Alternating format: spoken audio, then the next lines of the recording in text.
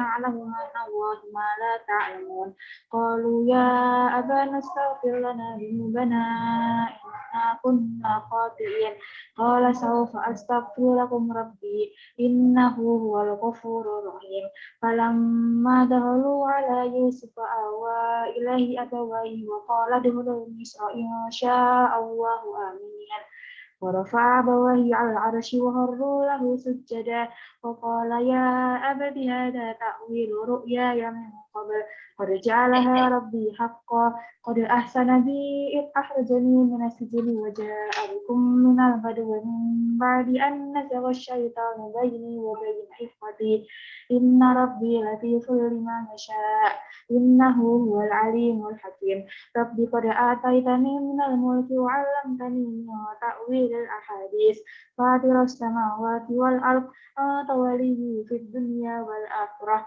توفني مسلما وألحقني بالصالحين ذلك من أنباء الغيب نوحيه إليك وما كنت لديهم إذ أجمعوا أمرهم وهم يمكرون وما أكثر الناس ولو حرص بمؤمنين وما تسألهم عليه من أجر إن هو إلا ذكر للعالمين وكأي من آية في السماوات والأرض يمرون عليها وهم عنها معرضون وما يؤمن أكثرهم بالله إلا وهم مشركون أفأمنوا أن تأتيهم غاشية من عذاب الله أو تأتيهم الساعة بغتة وهم لا يشعرون قل هذه سبيلي أدعو إلى الله على بصيرة أنا ومن اتبعني وسبحان الله وما أنا من المشركين وما أرسلنا من قبلك إلا رجالا نوحي إليهم من أهل القرى أفلم يسيروا في الأرض فينظروا كيف كان عاقبة الذين من قبلهم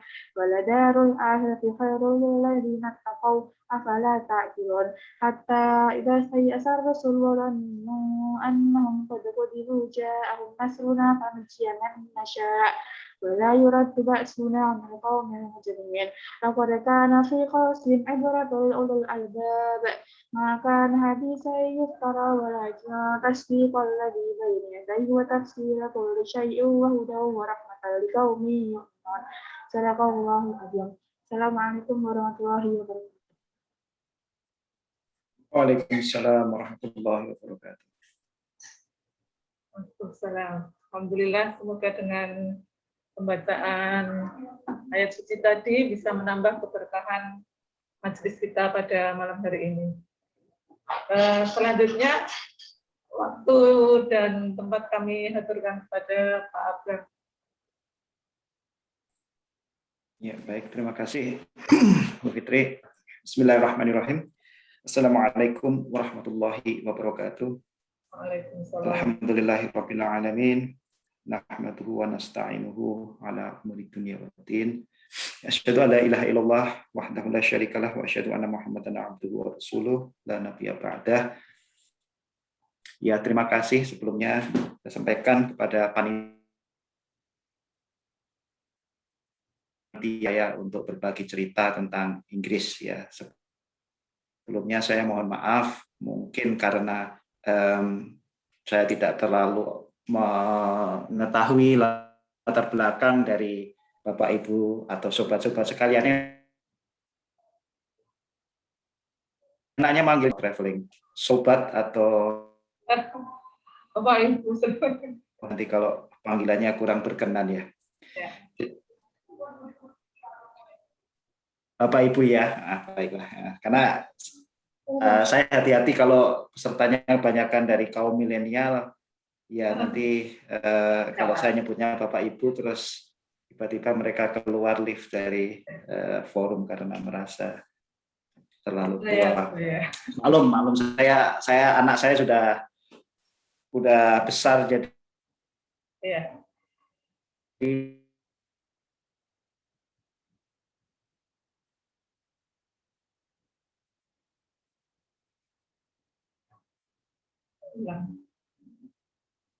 saya merasa Islam di Inggris tadi sudah dipesankan oleh Bu Fitri kalau bisa lebih banyak foto gitu ya.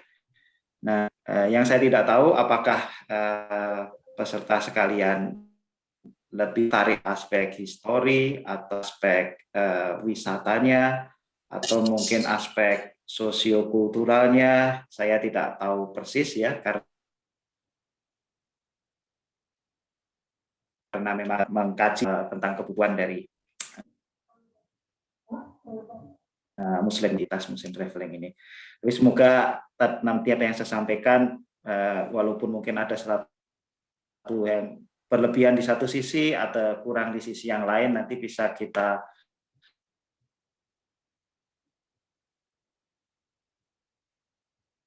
atau kita lihat ada beberapa yang hadir tinggal lama di Inggris, nanti mungkin juga bisa cerita yang saya sampaikan barangkali kurang lengkap gitu kira-kira. Ya, saya akan share screen saya ya untuk cerita tentang Inggris, Muslim di Inggris. Iya, bisa dilihat ya, cukup jelas ya semoga. Iya, jadi kalau kita mau cerita tentang Inggris itu spektrumnya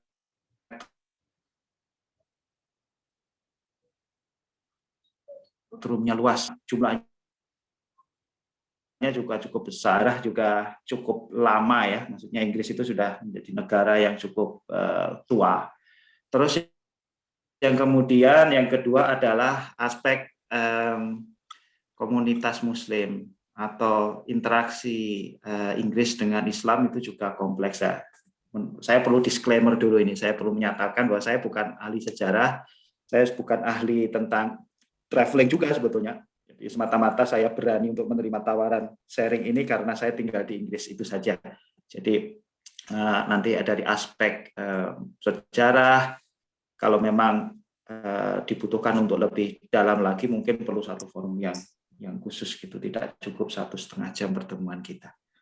Iya, jadi isi presentasi saya atau isi dari sharing saya itu seperti bisa dilihat ya di slide ya, akan berbicara sedikit tentang sejarah masuknya Islam ke Inggris. Kemudian nanti saya akan bercerita tentang berbagai ragam budaya dan latar belakang masyarakat Muslim di Inggris. Dan juga kemudian nanti akan saya sampaikan juga kiprah mereka. Dan nah ini mungkin saya selalu ketika berbicara tentang Inggris, saya tuh kepinginnya agar kita tidak hanya melihat sisi-sisi positif gitu, tetapi juga melihat bahwa ada sisi-sisi problematikanya juga. Seperti juga di Indonesia, Muslim di Indonesia memiliki karakteristik yang bagus dan secara umum sangat diakui di dunia ya. Tetapi bukan berarti kita tidak memiliki sisi-sisi yang negatif atau problematik.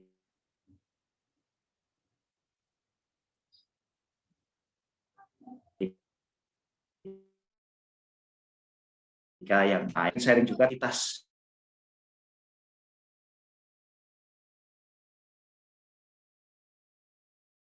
Muslim Inggris yang kita anut di Indonesia atau di negara-negara Muslim yang lainnya. Dan nanti saya akan tutup dengan beberapa kesimpulan yang mungkin bisa menjadi pelajaran bagi kita. Saya mulai dari sejarah Islam di UK. Jadi sebetulnya sejarah Islam di UK itu sudah cukup panjang kalau kita mau kilas balik ya, sejak perang salib pun sudah ada interaksi antara Muslim dengan masyarakat UK ya, walaupun tidak secara langsung. Tapi mungkin saya akan mulai kisahnya itu. Dari sini kan negara yang menjadi penguasa pada saat itu, seperempat wilayah dunia dan seperempat penduduk dunia atau hampir seperempat dari penduduk dunia itu di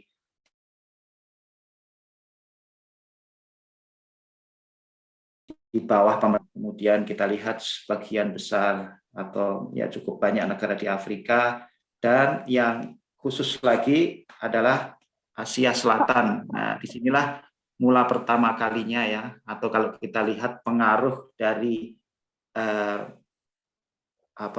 mereka melakukan kolonialisasi di Asia Selatan itu kemudian juga secara tidak langsung menjadi jalan masuknya dakwah Islam di Inggris. Ya, jadi itu seperti kita lihat di foto itu yang sebelah kanan tuh lukisan British Army ya.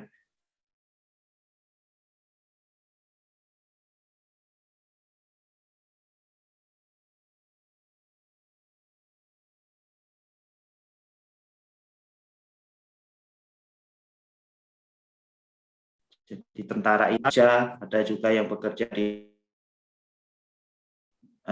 tentara, ada yang bekerja di menjadi kuli dan sebagainya. Tapi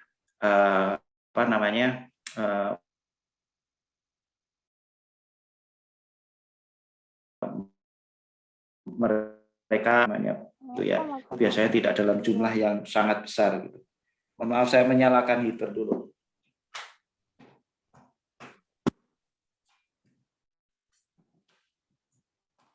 Maklum ini masih musim panasnya belum datang, jadi heater harus saya nyalakan.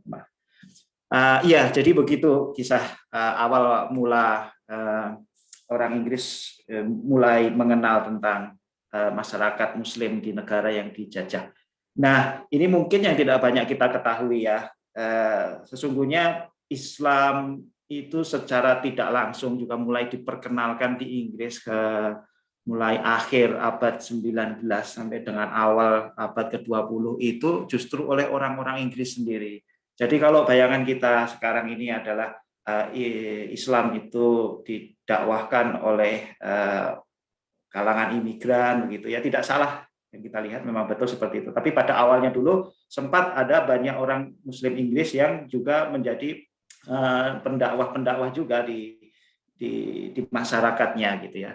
Nah, ini bagus karena mereka berdakwah dengan bahasa mereka, mengetahui kultur mereka gitu. Ada Abdullah William atau Syekh Abdullah William ya, yang beliau ini malah sebetulnya pengacara sebetulnya sebelum menjadi seorang dai. Beliau ini seorang pengacara yang sangat terkenal, saking terkenalnya jadi beliau menjadi pengacara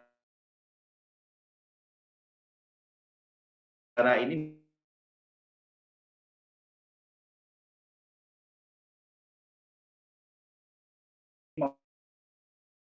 membela hukum, tidak memiliki pengadilan oleh karena Abdullah William ini memang ahli hukum, dan kemudian karena itulah dia disebut sebagai Jaksa Agung Liverpool ya, sampai disebut seolah-olah sebagai Jaksa Agung Liverpool julukannya ya, julukannya Jaksa Agung Liverpool walaupun sebetulnya bukan Jaksa Agung ya. Kemudian ada Lord Hadley, itu juga seorang bangsawan juga, seorang intelektual juga yang masuk Islam, dan yang terkenal juga Marmaduke Pickthall. Beliau ini adalah yang menerjemahkan Al-Quran pertama kali dalam bahasa Inggris.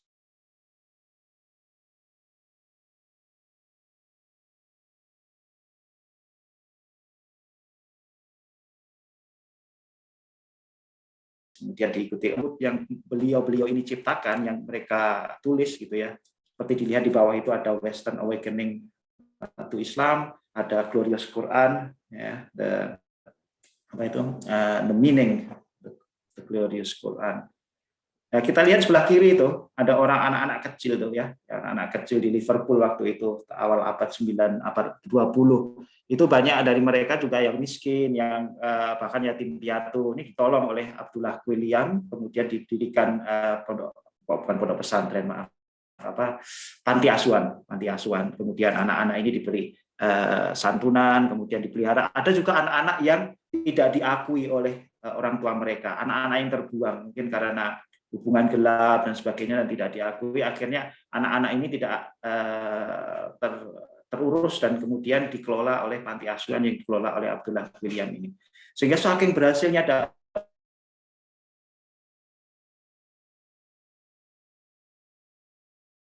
dakwah beliau, dibayangkan betapa besar amal jariah beliau, dari 600 orang itu kemudian akhirnya berkembang menjadi menjadi sebuah legacy ya, atau warisan yang luar biasa juga. Dan bisa kita bayangkan pada saat itu belum ada yang namanya sosial media. Jadi komunikasi informasi semuanya harus dilakukan dengan cara manual, harus datang ke tempat yang sama, kemudian harus istilahnya dakwah saat itu berat begitu ya, tidak hanya sekedar di depan komputer seperti yang saya lakukan seperti sekarang ini.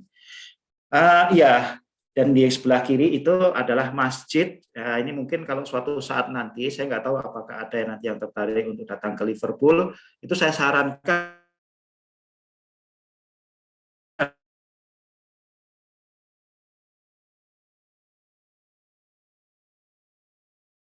kalau ke Liverpool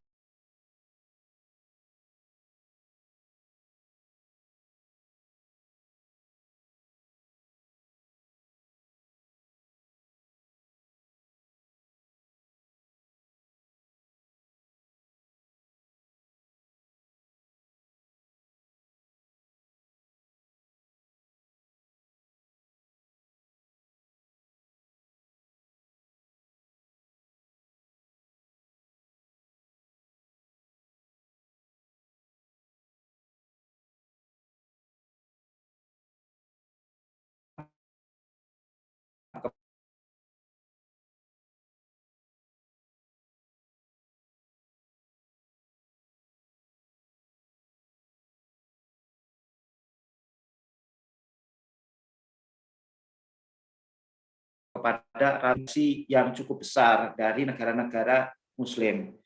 Mulai tahun 50-an sampai 60-an, di mana pada waktu itu Inggris membutuhkan banyak sekali tenaga kerja untuk memenuhi sektor-sektor industri, industri tekstil, maupun industri yang lain, industri berat juga, dan juga sektor kesehatan, ya, rumah sakit, menjadi perawat, bahkan menjadi dokter juga. Nah, banyaklah kemudian orang-orang dari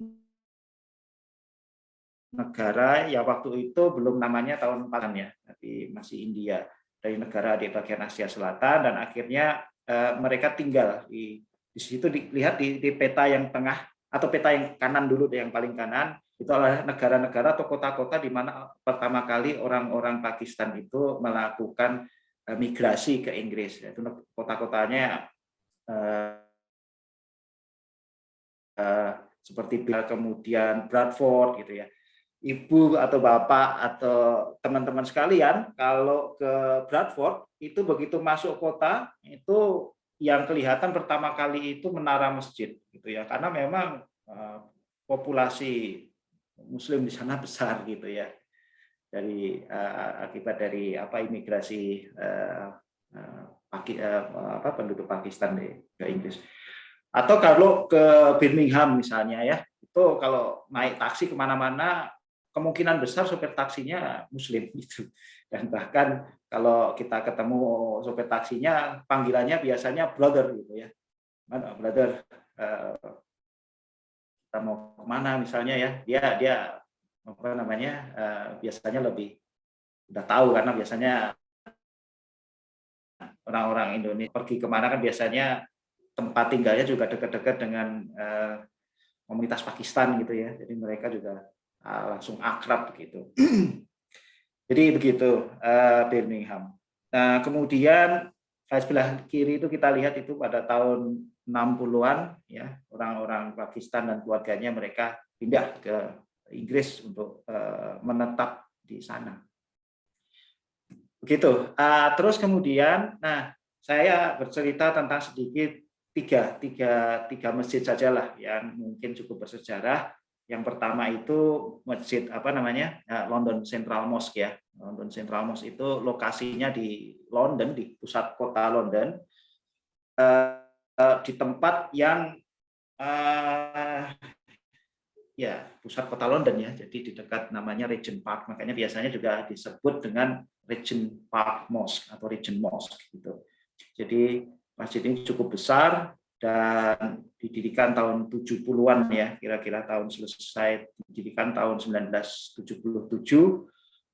Adapun tanahnya sendiri itu sebetulnya merupakan pemberian dari pemerintah Inggris pada waktu Churchill masih menjadi Prime Minister, menjadi Perdana Menteri Inggris, sebagai hadiah untuk komunitas Muslim di Inggris ya, karena memang hubungan antara komunitas Muslim dengan pemerintah Inggris pada waktu itu cukup bagus. Kenapa? Karena banyak umat Islam yang sebetulnya dalam Perang Dunia Pertama dan Perang Dunia Kedua itu yang mereka menjadi bagian dari pasukan Inggris, jadi ikut berkontribusi di dalam mempertahankan wilayah-wilayah Inggris gitu ya. Jadi dan kemudian banyak juga yang akhirnya menetap dan tinggal di Inggris, dan untuk itu mereka diberikan hadiah sebuah tempat di Regent Park, tempat yang sebetulnya kalau sekarang harganya mungkin udah bertriliun-triliun itu ya, karena sangat strategis lokasinya. Tetapi tahun 40-an diberi, belum ada dana mungkin ya, saya nggak tahu sebabnya, tapi baru tahun 1977 bangunan masjidnya itu selesai didirikan. Nah, kemudian di dalam pengelolaannya, takmir masjidnya ini atau pengurus yayasan atau pembina yayasan atau pengawas, saya nggak tahu, trustee ya bahasa Inggrisnya, itu adalah perwakilan dari duta besar yang ada, duta besar negara Muslim yang ada di Inggris. Kira-kira seperti itu. Nah, ikon yang kedua adalah Masjid Shah Jahan. Ya, masjid ini kecil tapi cukup bersejarah karena ya ini menjadi masjid pertama kali didirikan di Inggris gitu. Saya sendiri malah belum pernah ke sana gitu ya. Tapi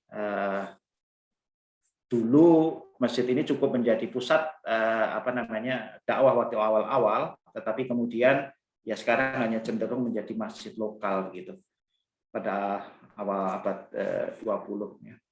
Ada yang namanya komunitas Muslim, Walking Muslim Community. Jadi tempatnya namanya di Walking di dekat London. Yang ketiga adalah masjid yang saya sebutkan tadi, Masjid Abdullah William, yang menarik gitu ya, karena didirikan, ini masjid yang pertama kali didirikan oleh orang Inggris sendiri dan digunakan juga sebagai sarana untuk berdakwah bagi masyarakat lokal.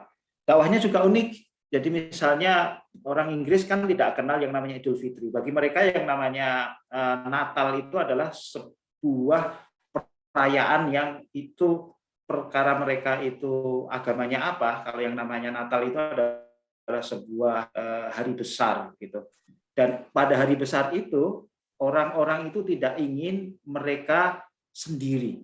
Mereka itu kepingin agar pada hari Natal itu mereka bisa berkumpul bersama keluarga. Jadi kalau kita ya wajar mudik lah kira-kira seperti itu. Jadi mereka juga ada tradisi mudik juga walaupun tidak dalam jumlah yang sebesar yang kita lakukan gitu. Nah, masjid ini kemudian menawarkan orang-orang yang tunawisma yang tidak punya keluarga pada hari Natal itu dijamu gitu ya, untuk tidak merayakan Natal tetapi agar perasaan kesepian itu terobati gitu, diberi makan gitu ya, kemudian diajak ngobrol. Dan itu masih berlangsung sampai sekarang. Di Natal itu siang harinya itu mengundang orang-orang dari semua agama begitu, diberi makan dan diajak ngobrol. Dan kalau mereka kemudian tertarik pada Islam, nah kemudian mereka nanti akan disyahadatkan. Kalau mereka hanya sekedar ingin ngobrol atau bahkan sekedar ingin merasakan makanan, ya boleh saja asal datang ngobrol. Dan begitu juga di masjid-masjid yang lain sudah umum hal seperti ini. Nah, ini keragaman tentang masyarakat Muslim di Inggris. Jadi orang mungkin kalau yang tidak terlalu mengenal atau kita hanya mengenal dari berita-berita yang ada di TV, mungkin seolah-olah Muslim di Inggris itu homogen begitu ya. Nah, tergantung dari biasanya yang ditampilkan di TV apa wajah-wajah apa India misalnya, atau wajah-wajah Pakistan, Bangladesh yang kalau kita menyebutnya IPB ya, orang-orang IPB itu singkatan dari India, Pakistan dan Bangladesh. Nah, tapi itu komunitas Indonesia aja yang nyebut seperti itu. Kalau orang di sini nyebutnya South Asian Community gitu ya. Jadi masyarakat di Inggris itu juga beragam sekali, sangat-sangat beragam. Jadi ini data tahun 2011 ya, maaf tidak terlalu up to date, tapi ini yang paling akurat karena apa? Karena didasarkan hasil-hasil dari sensus penduduk. sekarang mungkin datanya sudah cukup significantly change gitu ya. Cuma tahun ini ada sensus. Nah, sayangnya hasil sensusnya belum keluar. Ya. Data sensusnya sudah masuk, tetapi hasil sensusnya belum keluar. Tapi kita ambil ini sekedar data yang jelas valid, bisa dipertanggungjawabkan, itu dari MCB, dari Muslim Council of Britain, merupakan organisasi payung. Nah, di Inggris ya. Jadi kurang lebih 4,8% dari seluruh penduduk di Inggris itu, atau sekitar 5% lah, kurang lebih 5%. Sekarang mungkin lebih banyak ya, 5%-an lah. Itu adalah beragama Islam. Nah, mungkin ada orang yang bertanya 5% itu sedikit, ya betul sedikit kalau kita lihat memang ya dibandingkan dengan ya kita di Indonesia 90%, 85% ya di sana. Kita minoritas orang Islam. Jadi tapi dari sisi visibility-nya atau kita tampil gitu ya, maksudnya terlihat di mana-mana itu banyak orang Islam terlihat di tempat-tempat umum gitulah. Nah, dari jumlah yang 5% itu sebagian besar adalah dari Asia Selatan, terus kemudian berikutnya itu adalah dari Afrika. Kemudian orang Inggris yang kulit putih, yang namanya kulit putih itu bisa dari Eropa Timur, bisa dari Inggris juga, bisa dari Eropa Barat. Jadi itu ada kurang lebih berapa persen itu ya, kurang lebih 10%-nya ya. Kemudian sekitar 10% juga orang Arab. 10% dari orang Islam yang ada di Inggris. Kita minoritas kalau orang Indonesia, Malaysia itu sedikit sekali, jadi nggak biasanya masuk dalam any other ethnic group gitu.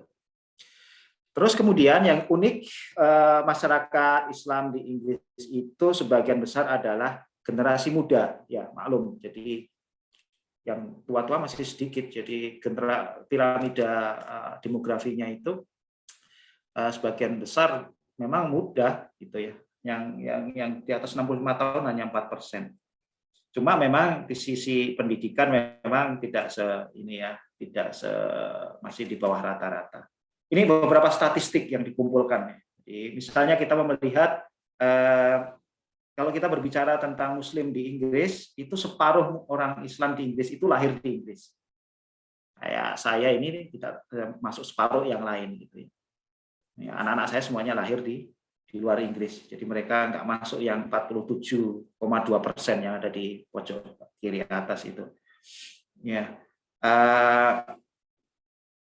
di situ juga bagaimana mereka itu mengidentikan diri mereka misalnya ya. Jadi rupanya 3/4 dari mereka itu merasa bahwa mereka ini adalah orang Inggris begitu. Nah, Inggris itu ya artinya menjadi warga negara Inggris. Hanya 25% yang mereka merasa bahwa mereka bukan bagian dari Inggris. Jadi ini yang juga menarik begitu ya. Jadi bagaimana proses integrasi orang-orang Muslim ini terhadap lingkungannya itu mungkin beda dengan selama ini kita lihat. Walaupun yang 25% menganggap bahwa mereka ini hanya tamu begitu ya, atau mereka nggak merasa bahwa saya ini Muslim tapi saya bukan orang Inggris begitu. Jadi itu menjadi saya nggak tahu, bisa menjadi persoalan, bisa menjadi hal yang menarik untuk kita diskusikan lah intinya. Oke, nanti aja kita bisa diskusi tentang angka-angka sambil jalan ya. Terus maaf Bu Fitri, sampai jam berapa saya disediakan waktu nih? Biar nggak terlalu lama gitu. 8:30. 20 menit lagi. 15 menit lagi ya? Ya. Ya Bu. Oke, saya lanjutkan. Jadi, dan lihat dari afiliasi organisasi. Nah, ini juga kompleks. Saya melihat mungkin malah lebih kompleks atau tidak kalah kompleks dengan yang ada di Indonesia, karena ada banyak sekali latar belakang dari sisi afiliasi organisasi atau kelompok lah gitu ya. Yang paling besar itu Deobandi atau kalau di Indonesia mungkin kita lebih sering melihat dalam bentuk aktivitas jamaah tabligh. Itu cukup banyak karena memang jamaah tabligh di Inggris itu dibawa dari Pakistan ya, dari Pakistan, dan kemudian karena Pakistan menjadi populasi terbesar untuk Muslim di sana, jadi ya paling banyak dengan sana. Jadi ada Deobandi sama Barelvi. Nah, Barelvi ini identik dengan Sufi atau tarekat. Gitu. Kalau Deobandi itu cenderung ya mereka tidak mengikuti tarekat. Gitu. Jadi kemudian juga ada Ikhwanul Muslimin, berafiliasi dengan Ikhwanul Muslimin, ada yang Ahlul Hadis atau ada juga yang mengatakan Salafi, ada yang dari Pakistan juga itu Jamaat Islami, gitu ya. Jadi biasanya masjid-masjid itu berafiliasi dengan secara memang tidak terbuka ya, tetapi biasanya afiliasi mereka itu ke beberapa kelompok itu. Juga di samping itu juga ada komunitas-komunitas yang lebih kecil ya. Jadi ada masjid Turki, ada masjid Nigeria dan seterusnya dan seterusnya. Juga ada yang tidak berafiliasi juga ada tentunya. Tapi ini memberikan gambaran pada kita bahwa ya beragam, orang Muslim di Inggris itu beragam. Jadi nggak bisa kita samakan bahwa semuanya mesti berpikiran seperti ini atau semuanya mesti punya pandangan seperti ini, nggak bisa. Satu dengan yang lain kadang-kala perbedaannya cukup tajam juga begitu. Jadi itu juga harus kita pahami. Ya alhamdulillah kalau selama ini saya tidak ada masalah mau ke masjid di mana, dan mereka terbuka, mereka nggak terlalu menanyakan kamu alirannya apa gitu sama Muslim. Insya Allah kita diperbolehkan untuk sholat di sana, bahkan duduk, bahkan tidur juga boleh gitu ya, walaupun nggak banyak ya. Nah ini yang menarik, ini menarik karena ini menyangkut kita berbicara tentang Inggris dan komunitas Muslim di Inggris itu terkait dengan organisasi yang menaungi ya, organisasi yang menaungi. Jadi Inggris ini ada tadi itu dari sekitar 2-3 juta orang Muslim itu mereka biasanya berorganisasi gitu ya, dan organisasi ini kemudian akhirnya bermuara ke organisasi yang lebih besar. Nah, saat ini yang paling representatif itu namanya The Muslim Council of Britain. Itu anggotanya 500 organisasi Islam di berbagai kota dan daerah dari seluruh Inggris. Nah Inggris itu kan ada Scotland, ada Wales, ada England. Ya. Tapi karena Britain itu tidak masuk Northern Ireland, jadi ini agak bingung juga. Kita kadang-kadang juga masih pusing kalau apa itu bedanya Inggris, bedanya Scotland, bedanya Wales, bedanya Britain, bedanya Great Britain, bedanya Northern Ireland. Itu jadi, tapi intinya kalau kita lihat pulau Inggris itu satu pulau itu namanya Britain. Jadi di situ di pulau itu ada Scotland, ada Wales dan ada England. Nah, England ini kalau diterjemahkan ya Inggris gitu. Makanya kalau sepak bola itu kan biasanya klub sepak bolanya itu berdasarkan nama negara. Negaranya itu England, bukan United Kingdom. Nah, ada tim sepak bola yang mewakili Scotland juga ada. Tapi ada banyak sekali anggota. Nah, kenapa kok saya pasang itu mbak-mbak yang di pojok kiri kanan atas itu bukan karena peserta di sini sebagian besar mbak-mbak, tapi mulai awal tahun ini terpilih ketua MCB yang baru itu adalah namanya Zahra Muhammad. Zahra Muhammad ini umurnya baru 29 tahun, sudah menjadi ketua MCB. Jadi di Inggris ini presidennya komunitas Muslim itu Mbak Zahra Muhammad ini. Nah ini luar biasa karena untuk menjadi presiden atau menjadi ketua MCB itu kan dia harus diakui, harus dipilih oleh 500 anggotanya tadi, dan orangnya banyak yang terkenal juga, maksudnya orang yang memiliki dukungan yang luar biasa, pengaruh di masyarakatnya, imam-imam juga banyak di situ. Jadi Mbak Zahra Muhammad ini memang cukup berprestasi. Sebelumnya kalau tidak salah dia aktif di FOSIS ya. FOSIS ini kayak semacam forum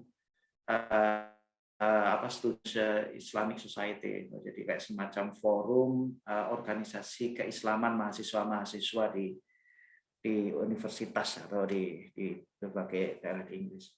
Oke, kita lanjutkan. Nah, bagaimana dengan kiprah Muslim dalam sosial kemasyarakatan? Ini juga menarik. karena walaupun jumlahnya hanya 5%, tetapi eksistensi mereka, tampilan mereka, dan kiprah mereka itu dirasakan. Nah, ini nggak tahu nih, karena kebetulan kalau saya nyari kiprah Muslim yang muncul tuh mbak-mbak gitu ya. Tapi ini bukan mbak-mbak kali ya, ini ibu-ibu. Namanya yang ada di sebelah kanan atas. Sebentar, ini kita bahas tentang berita dulu ya. Jadi karena saking banyaknya kontribusi dari warga Muslim di Inggris yang bekerja di sektor kesehatan, ini sangat diperhatikan sekali gitu ya. Jadi kalau masuk di bulan Ramadan gitu ya, mereka ya memberikan perhatian, karena Inggris ini sektor kesehatannya bisa lumpuh kalau tidak didukung oleh dokter-dokter, perawat-perawat dari negara-negara Muslim, negara dari Asia Selatan gitu ya. Kalau kita datang ke GP atau general practitioner itu kayak semacam dokter umum ya, dokter keluarga, dokter umum gitu, mesti peluang kita akan dapat dokter dari Pakistan itu besar. Nah, karena begitu banyak kontribusi mereka, ya mereka memberikan ya apresiasi lah. Bahkan bisa kita lihat di salah satu baliho yang terbesar gitu ya di sebuah kota itu dipasang apa namanya logo ya Dr. Farzana Hussein. Dr. Farzana Hussein ini terkenal akhir-akhir ini semenjak COVID ini menjadi pandemi, karena beliau ini termasuk yang paling gigih memperjuangkan agar masyarakat Muslim di Inggris, terutama mereka yang generasi tua yang rentan terhadap COVID, untuk mau mengikuti program vaksinasi. Jadi beliau ini, kebetulan beliau direktur di salah satu rumah sakit kecil begitu ya, dan juga menjadi GP, menjadi dokter juga. Beliau menelpon setiap keluarga yang ada di wilayah yang dia kelola untuk agar mereka mau mengambil kesempatan ya datang untuk mendapatkan vaksin begitu. Jadi karena jasanya itu dia menjadi ikon, diwawancarai di berita-berita besar di apa namanya di BBC dan sebagainya. Nah, kemudian yang menarik juga ini ada masjid itu kalau di Inggris itu adalah tidak hanya menjadi tempat sholat, tetapi juga menjadi tempat edukasi dan juga tempat vaksinasi. Nah, di sebelah gambar tengah itu Pangeran Charles mendatangi Finsbury Park Mosque di London ya. Kalau Bapak Ibu ingat, saudara ingat pernah ada kejadian teroris Inggris, orang Inggris menabrakkan mobilnya di jamaah yang habis selesai sholat tarawih. Nah, itu di Finsbury Park salah satunya. Itu masjidnya bagus, bertingkat begitu ya. Dan yang saya katakan tadi, kalau pas datang ke sana kebetulan waktu itu ada beberapa yang orang mungkin lelah habis bekerja ya, tidur di situ. Tapi waktu itu sebelum COVID ya, sekarang mungkin lebih ketat lagi. Tapi intinya masjid ini digunakan sebagai sarana untuk melayani masyarakat dari semua agama, dari semua kepercayaan. Dan bahkan tidak hanya itu, mereka juga apa namanya mempromosikan apa namanya vaksin gitu ya, untuk agar masyarakat mengikuti vaksin.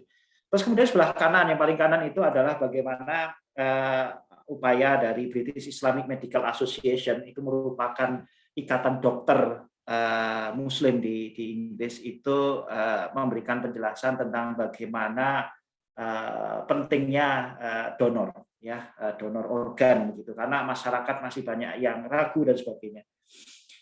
Intinya seperti itu. Nah, terus kemudian prominent figur yang terkenal. Nah, ini mungkin ada sebagian yang sudah dikenal. Kalau saya Dekan itu saya kira Bapak Ibu sekalian sudah pasti tahu itu wali kota London, walaupun sebetulnya ada banyak wali kota yang enggak banyak, maaf, ada beberapa gitu ya. Wali kota yang atau yang mereka dari umat Islam juga gitu ya. Cuma ya harus hati-hati ketika membaca berita. Jadi kalau disebut wali kota itu tidak semuanya levelnya sama ya. Kalau wali kota London itu pertama karena dia memang London itu adalah ibu kota dengan penduduknya yang besar ya, 12 juta besar gitu. Jadi artinya memimpin sebuah ibu kota dengan penduduk sekian banyak, ibu kota negara, itu menjadi sebuah prestasi. Tapi ada juga yang Sheffield itu apa wali kotanya ya, atau mayor ya namanya ya kalau di Inggris, itu adalah orang Muslim, tapi dia tidak lewat pemilu, biasanya dipilih lewat DPR gitu ya. di pemilihan secara perwakilan, tidak secara langsung. Kemudian ada di situ Yusuf Islam, sudah kita kenal dulu namanya, Cat Stevens dengan lagu-lagunya yang terkenal itu ya, Morning Has Broken, apa itu. Kemudian ada ya banyak sekali yang melegenda gitu akhirnya. Ini menarik juga ceritanya, tapi suatu saat lah kita cerita tentang Yusuf Islam ini, tapi intinya ini menjadi ikon-ikon di Inggris, dan tidak hanya menjadi milik orang Islam saja, tapi menjadi milik. Ada Mo Farah. Nah, ini Mo Farah ini ya, walaupun ya kita tidak tahu apakah dia Islamnya sebaik teman-teman kita atau enggak, kita tidak dalam posisi untuk menghakimi, tapi beliau ini turut memberikan citra yang bagus terhadap Muslim gitu ya. Beliau tidak tetap menunjuk tetap mengakui bahwa dirinya adalah orang Islam gitu ya, karena memang Islam jalan ya. Saidah Warsi ini juga menarik. Saidah Warsi beberapa kali diundang di Indonesia ya untuk memberikan ceramah itu ya tentang bagaimana peran perempuan dalam Islam dan sebagainya. Beliau ini menjadi ketua partai gitu ya, chairman lah, ketua tapi bukan yang ya secara politik memimpin, tapi jelas menjadi salah satu eselon tertinggi di partai konservatif pada waktu itu. Kemudian ada Yvonne Ridley yang pernah ditahan oleh Taliban, tapi gara-gara ditahan oleh Taliban kemudian malah masuk Islam. Ada Nadia Hussein, itu juga beda lagi yang di bawah itu. Mbak Nadia ini yang terkenal gara-gara apa? Dia ikut lomba, ada salah satu program yang namanya kontes saya lupa nanti mungkin. Saya nama programnya lupa saya karena saya nggak terlalu suka ini. Tapi yang jelas tidak suka nonton acara-acara baking gitu ya. Tapi akhirnya menjadi idola begitu karena dia menjadi juara, dan akhirnya sekarang dia punya program di BBC cara memasak dan sebagainya. Yang menariknya masakan-masakan beliau ini halal biasanya, insya Allah halal gitu ya. Kalau yang lain kan biasanya pakai babi dan sebagainya. Ini beliau bisa menghadirkan bahwa masakan yang enak itu bisa tidak harus bisa menghindari babi lah untuk mendapat masakan yang enak. Nah, di samping itu di Inggris juga ada banyak syuhada COVID. Banyak sekali dokter-dokter perawat Muslim yang meninggal karena dalam tugas begitu. Ada faktor yang mungkin karena ya jelas mereka berdedikasi, tapi di sisi yang lain memang sebagian komunitas ini kan orang mengatakan minority background ya, atau BAME ya, BAME itu Black and minority ethnic gitu ya, termasuk yang Asia Selatan ya dan sebagainya ini. Nah mereka banyak yang meninggal. Saya akan setelkan dulu YouTube-nya untuk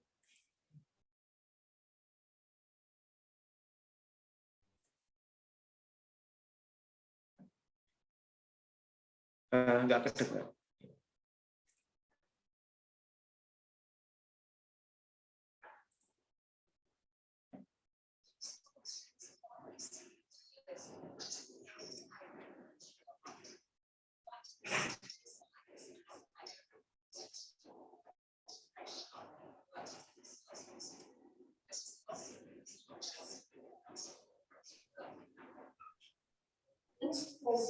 Suaranya belum ada. Suaranya nggak keluar ya? Ya, ya. Sebentar.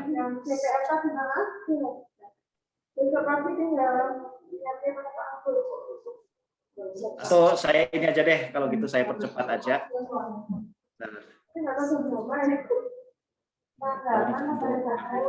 Suaranya bagaimana? Tapi intinya sambil di ini ya, intinya salah satu dokter yang tampil di sini itu adalah dari Muslim. Ketika beliau meninggal itu perawat-perawat itu semuanya berjajar di tepi jalan. Tadi bisa dilihat di awal ya. Terus kemudian ibu ini yang diwawancara ini adalah salah satu penderita kanker yang sudah sembuh karena tadi ditolong oleh dokter siapa tadi namanya yang satunya Muslim. Ini anak-anak beliau ini. Jadi sampai mereka merasa berutang budi gitu ya. Karena ketika mengalami COVID itu sebelum beliau meninggal, beliau itu masih menyempatkan untuk mengecek gitu ya, bahasa Jawanya ngaruhke gitu ya, pasien-pasien dia yang seharusnya mendapatkan treatment, mendapatkan perawatan. Dan ya, orang sangat merasa kehilangan sekali atas meninggalnya beliau ini. Intinya seperti itu. Dan banyak yang lain lagi ada. Dan memang ini ada perawat juga, Mbak yang sebelah kanan bawah ini juga perawat, dan memang dari sejak kecil kepengen hidup menjadi perawat untuk bisa bermanfaat buat sesama. Itu tadi dari sisi hal yang mungkin positif ya, bisa kita lihat bagaimana orang-orang Islam itu sangat dihormati begitu. Perannya tidak bisa diabaikan. Tapi juga ada persoalan-persoalan yang mungkin Bapak Ibu sekalian, adik-adik dan juga sahabat sekalian, bahwa ada persoalan Islamofobia. Ya, ini contoh, ini beberapa tahun yang lalu itu ada sebuah kasus yang namanya terkenal dengan sebutan Trojan horse gitu ya, atau sekolah yang digunakan sebagai kuda Trojan. Itu apa ya? Kuda Trojan itu bahasa Indonesianya apa? Mungkin ya sama, kuda Trojan. Jadi seolah-olah ada kesan bahwa sekelompok guru dan orang tua Muslim itu mencoba untuk mengambil alih sekolah untuk diislamisasikan gitu ya. Nah, ini kemudian di blow up oleh berbagai media, seolah-olah bahwa umat Islam ini ya ini umat Islam ini radikal begitu ya, tidak demokratis, tidak civilized, kemudian ratusan guru itu harus dihentikan, disuspended gitu. Karena kebetulan guru-guru tadi itu komunikasinya tuh melakukannya lewat WhatsApp. Jadi yang anggota yang ada di situ semuanya kemudian diinvestigasi. Dan dari hasil investigasi itu 15 orang diantaranya kemudian ya bisa dibayangkan 100 orang disuspended, itu berarti dihentikan sementara. Kemudian 15 orang diselidiki oleh polisi, bahkan ada mungkin yang dimajukan ke pengadilan. Ujung-ujungnya itu hanya satu yang salah. Jadi kesalahan satu orang ini kemudian dinisbatkan sebagai persoalan bahwa seluruh umat Islam atau sebagian umat Islam itu sebetulnya ya mereka radikal, kira-kira seperti itu. Nah, ini persoalan yang sangat pelik yang dihadapi oleh masyarakat masyarakat Muslim di Inggris. Kenapa kok bisa begitu? Kita lihat kalau kita membaca berita itu, sebelum baca berita itu sebaiknya kita lihat berita itu asalnya dari mana, gitu ya. Bukan mangkola, tapi mangkolanya juga penting. Siapa yang ngomong begitu? Itu yang harus kita perhatikan. Saya sendiri kalau baca, saya membaca semua. Maksudnya saya tidak terlalu pilih-pilih. Kalau ada berita yang menarik saya baca. Tapi saya ketika sudah masuk kepada persoalan sosiopolitik, apalagi melanjut agama, kita lihat di apakah right wing atau left wing. Ya, tidak semua. Umumnya yang right wing ini sangat hostile, kalau orang di sini melihat, sangat agresif terhadap umat Islam. Yang left wing biasanya nggak terlalu, tergantung pada isu apa. Jadi itulah media memang sangat berpengaruh. Terus kemudian yang ingin saya pesankan juga, media ini jangan, jadi kita harus selalu waspada juga dengan jebakan-jebakan berita. Ini media ini dari Telegraph ya. Telegraph itu right wing. Kalau ada berita bahwa jumlah orang Islam di jumlah anak-anak Muslim di Inggris berlipat 2 selama 1 dekade. Ini kalau menurut kita kan positif ini. Oh iya, ini bagus ini. Padahal sebetulnya kalau di Inggris kita sebagai orang Islam ya biasa-biasa saja. Orang Islam kan memang anaknya banyak dan ya wajar jumlah anaknya menjadi semakin banyak. Kalau orang tuanya dulu datang ke sini cuma kakeknya, kemudian sekarang ada anak, sekarang ada cucu cicit, ya wajar kan jadi banyak. Jadi sebetulnya berita ini nggak ada sesuatu yang khusus gitu, tapi kadang-kala kemudian di blow up oleh media untuk menakut-nakuti orang Inggris bahwa wah jangan-jangan nanti kita akan dijajah oleh orang Islam dan sebagainya. Termasuk ini nih berita dari Indonesia ini yang saya dapatkan itu nggak salah, perkembangan Islam di London, sholat Jumat meluber hingga jalan raya, betul. Tapi pertama ini gambarnya ini bukan di London, ini di Birmingham ini, di Greenland Mosque itu ada kayak Idul Fitri diselenggarakan di tempat terbuka memang. Tapi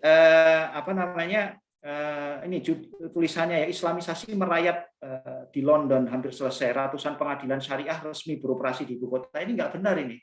Ya, pengadilan syariah itu nggak ada sebenarnya, gitu ya, syariah court. Sebetulnya itu ada, tapi kayak semacam konsultasi. Jadi kalau misalnya ke masjid, dia kepengen cerai misalnya, dia biasanya satu komunitas Muslim atau organisasi itu punya semacam pengadilan keluarga lah. Gitu. Tapi dia tidak secara positif bisa memberikan pengaruh terhadap hukum di Inggris. Tapi ini sudah cukup untuk memberikan penakuti orang-orang Inggris agar mereka tidak ramah terhadap Islam. Kemudian kita juga sering sibuk berseteru dengan antara kita tentang berita palsu. Nah, ini juga persoalan. Misalnya ada kisah yang nggak jelas, kisah seorang imam masjid yang diuji oleh sopir bus karena diberi uang sisa lebih, gitu ya, agar untuk menunjukkan agar si supirnya itu jujur apa tidak. Itu nggak jelas sumbernya dari mana. Tapi itu di Indonesia populer sekali, saya lihat di WA itu. Azan berkumandang di masjid yang konon katanya sudah ditutup. Ternyata itu hoax ya. Saya dari Kementerian Informasi dan Komunikasi sudah memberikan klarifikasi penjelasan bahwa itu hoax gitu ya. Itu sendiri beritanya tidak benar karena azannya itu dilakukan bukan di Inggris, tapi dilakukannya itu di Vica. Kebetulan saya pernah tinggal di London juga, jadi itu adalah satu masjid di Stockholm ya. Jadi bukan di Inggris. Dan kemudian nih, kalau kita ke Inggris, kadang-kala mungkin ada permasalahan kalau kita mau ke masjid buat yang ibu-ibu, yang akhwat, yang mbak-mbak begitu, karena tidak semua masjid ini terbuka buat ibu-ibu, jadi tidak semuanya menyediakan tempat khusus untuk perempuan. Nah, ini sebetulnya banyak sekali kreativitas dakwah. Mungkin saya minta tambahan 1 menit lagi lah itu untuk menceritakan tentang kreativitas dakwah di Inggris itu banyak sekali. Ini ada Ramadan 10 Project. Itu Ramadan, buka nggak apa-apa ya, Bu? Ya, monggo, silakan. Saya tambah berapa? 2 menit masih boleh? Boleh. Ya. Ini untuk memberikan inspirasi bagi kita bahwa Islam itu harus menghadirkan kemanfaatan gitu ya, rahmatan lil alamin. Jadi mereka membuat buka puasa bareng di London ini. Sayangnya tidak semua kota sudah melaksanakan. Ini yang mengorganisir adalah mahasiswa pelajar gitu. Yang diundang siapapun saja, tunawisma, non muslim maupun muslim, nggak peduli diundang, datang di situ. Kemudian pembicaranya pun juga bermacam-macam. Jadi wa ta'awanu 'alal birri wat taqwa wa la ta'awanu 'alal ismi wal 'udwan. Jadi kita itu kalau menolong ya dalam kebaikan gitu ya. Kebaikan itu ya tentu dalam keimanan betul, tetapi hal-hal yang semuanya baik itu kita banyak punya irisan. Nah, ini Ramadan 10 Project ini mencoba untuk mengangkat isu itu gitu. Terus dari kelas ke kelas, dari masjid ke masjid, jadi dakwah kepada anak-anak SD, anak-anak SMP gitu ya. Kemudian anak-anak juga diundang ke masjid. Memang mereka juga diundang ke gereja juga, tapi saya lihat ini namanya Mbak Mariam, ini namanya Brother saya lupa ini ketua IDC, beliau ini sangat gencar sekali gitu ya, menjelaskan Islam kepada anak-anak. Karena mungkin orang tua mereka nggak mengenal Islam dan sebagainya. Ini ada juga yang pakaiannya Superman, Batman, Hulk datang ke rumah sakit untuk memberikan hadiah kepada anak-anak yang sakit. Nah, ini juga sesuatu yang kreatif gitu ya. Jadi yang namanya dakwah itu bisa bermacam-macam, untuk menyentuh hati itu tidak harus selalu di mimbar gitu. Terus kemudian ini tentang mengelola mu'alaf. Nah, ini ada beberapa misalnya yang menganggap bahwa mu'alaf itu udah masuk Islam, terus biasanya Bapak Ibu mungkin belum pernah mendengar ya problem mu'alaf di UK itu. Salah satu problemnya itu adalah mu'alaf ini kemudian pertama dia tidak ada yang mendampingi secara khusus. Jadi asal dia sudah disyahadatkan, ya sudah dia diharapkan datang ke masjid sendiri dan sebagainya gitu. Padahal mu'alaf ini dengan latar belakang etnik mereka yang berbeda, dia di keluarga sudah tidak dia di kalangan muslim tidak terlalu dianggap sebagai bagian dari umat Islam. Karena apa? Karena kulitnya beda. Ya kan? Rambutnya beda. Jadi ada perasaan bahwa ini kayaknya bukan orang Arab, ini bukan orang Indonesia, bukan orang Malaysia, bukan orang Asia Selatan. Jadi mereka dianggap tidak cukup muslim gitu ya. Itu yang kita menjadi hal yang perlu kita introspeksi. Di sisi yang lain sama keluarganya mereka sudah dianggap bukan lagi bagian dari keluarga mereka, karena mereka kan dari Christian family, sementara dia pindah, atau mungkin bukan tidak harus saya Kristen, tapi bisa jadi mereka tidak beragama. Pokoknya yang beragama Islam itu dianggap tidak terlalu not too British begitu ya. Nah ini butuh pendampingan. Nah ini Mas Richard ini ya, ini memberikan pendampingan, berarti harus dibutuhkan. Jadi kalau enggak nanti tuh setiap ketemu dengan Muslim itu selalu, kamu udah sholat belum? Kamu harus sholat, harus begini semua. Akhirnya overwhelmed, terlalu banyak informasi yang masuk dan mereka bingung. Banyak yang kemudian ada yang keluar dari Islam gara-gara terlalu banyak informasi yang masuk. Nah, Elderly Care ini mbak-mbaknya di sini ini mencoba untuk memberikan perhatian pada orang-orang tua di panti jompo. Ya, dilakukan oleh organisasi Islam dan yang dia didatangi tidak hanya semuanya Muslim. Ini umum ya. Nah, ini tadi yang dari Liverpool Muslim Institute, beliau mendirikannya. Saya kira itu saja closing remark saya, bahwa Inggris ini kaya sekali dengan cerita-cerita, dan saya akan langsung masuk ke ini ya, ke energi dan kreativitas dakwah di UK itu sangat sangat besar. Kemudian juga Islam itu walaupun di tengah ketidaksempurnaan kita sebagai umatnya, dia akan selalu menemukan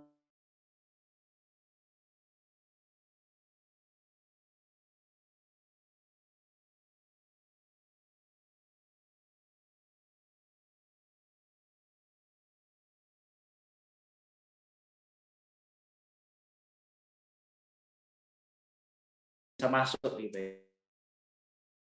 Ini sekedar cerita terakhir, jadi pernah ada teman yang masuk Islam itu juga gara-gara sepele, cuma gara-gara diajak oleh teman yang sudah Muslim belanja makan pizza, bukan makan pizza, datang ke restoran untuk ditraktir untuk pizza gitu. Kemudian karena pembelinya tahu bahwa salah satu penjualnya tahu bahwa salah satu pembelinya adalah Muslim, terus digratiskan.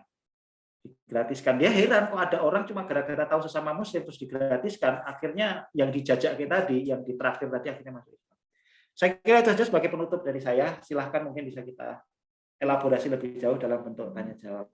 Saya kembalikan waktunya ke Bu Fitri. Terima kasih Ya. Bu Fitri. Menarik sekali Pak Abram paparannya, luar biasa, informasi-informasi yang betul tadi, beberapa informasi yang sampai di Indonesia yang menggembirakan kita, termasuk yang sopir bis tadi ya, ternyata itu informasi yang nggak jelas sih. Tadi mungkin terlewat Pak Abram belum memperkenalkan diri begitu. Mungkin pengalaman Pak Abram bisa sampai tinggal di Inggris itu seperti apa? Monggo. Iya, terima kasih. Tadi mungkin sudah diminta untuk menyampaikan CV, tapi tadi saya WA-nya terlambat buka, mohon maaf. Jadi ya kalau saya sekali lagi saya bukan pakar, ada banyak pakar-pakar di Indonesia ya, yang bahkan yang ahli Inggris atau sejarah Inggris gitu. Saya bukan, jadi saya tak berani untuk menyampaikan ini karena saya punya pengalaman 10 tahun, 11 tahun tinggal di Inggris. Tahun 2010 ya, saya pindah ke Inggris dan kemudian pernah diamanahi menjadi ketua Kibar. Kibar ini sebagai sebuah komunitas payung untuk warga Indonesia yang tinggal di Inggris ya, keluarga Islam Indonesia di Britania Raya. Jadi kemudian ya kita sebagai bagian dari Muslim terlibat dalam beberapa aktivitas lokal mosque kita. Saya juga terlibat di walaupun akhirnya tidak terlalu aktif, tapi di IDC, Islamic Diversity Center, yang bergerak di bidang dakwah juga gitu. Tapi ya kita hanya ikut meramaikan lah gitu ya. Dan kemudian ya kira-kira seperti itu Bu. Jadi kenapa ke Inggris? Ya karena sebelumnya saya 7 tahun tinggal di Swedia. Khawatirnya nanti anak-anak saya nggak bisa bahasa Inggris, makanya saya pindah ke Swedia. Mungkin alasan agak tidak mutu ya, tapi saya merasa senang begitu. Walaupun dari sisi alam, ya alam yang namanya indah atau tidak itu kan relatif ya. Tapi mungkin Inggris mungkin tidak ya samalah di Eropa ya, semuanya juga indah dimanapun tempat kita berbicara, insya Allah pemandangannya bagus indah. Cuma yang menarik adalah Inggris ini yaitu tadi sosial aspeknya itu lebih ini, jadi makanya pertimbangan buta pindah ke Inggris. Itu kalau dari saya, sehari-hari saya kerja di perusahaan engineering ya, juga di bidang energi terbarukan. Tapi semenjak lockdown ini kita kerja dari rumah terus, jadi kantornya malah sepi, semuanya dari rumah. Mungkin itu Bu dari saya. Kalau masalah ini Pak, pendidikan anak-anak dan sebagainya gimana Pak? Ya, pendidikan anak terkait dengan kalau sekolah umum ya Bu ya. Kalau sekolah umum itu ya di sini masyarakat Inggris itu kan prinsipnya apa ya, nilai-nilai yang mereka junjung itu ada beberapa prinsip lah. 7 prinsip, dari salah satunya itu adalah demokrasi, rule of law, tolerance, apa namanya, social participation gitu ya.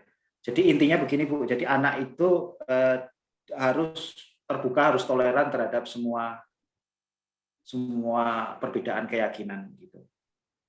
Jadi walaupun Kristen sebagai agama yang mayoritas dianut gitu ya, walaupun sekarang udah turun-turun terus begitu ya, kurang dari separuh orang mengidentikan diri mereka itu sebagai orang Kristen. Sebagian besar orang Kristen menganggap agnostik lah, maybe yes, maybe no gitu. Do you believe in God? Not quite sure gitu, dia akan jawab seperti itu. Jadi mereka tidak betul-betul, tapi juga ada yang anti terhadap Tuhan itu juga ada. Nah, anak-anak ini biasanya diberikan pelajaran agama Hindu, pelajaran agama Islam, pelajaran agama, semuanya diberikan. Cuma pelajarannya itu sebatas knowledge, tidak nilai. Jadi misalnya orang Islam itu keyakinannya apa, orang Sikh itu keyakinannya apa namanya, siapa nabi mereka gitu aja. Terus mereka juga diajak ke masjid, ke gereja, ke pura, atau di sini namanya shrine atau semacam itulah. Tapi ya tidak ada pemaksaan, dan gurunya biasanya juga ya apa namanya, menyerahkan kalau materi-materi sudah terkait dengan misalnya Islam gitu, diundang itu tadi dari IDC misalnya gitu, menjelaskan tentang Islam. Itu yang sekolah umum. Sekolah-sekolah agama juga banyak di sini. Biasanya berbasis komunitas.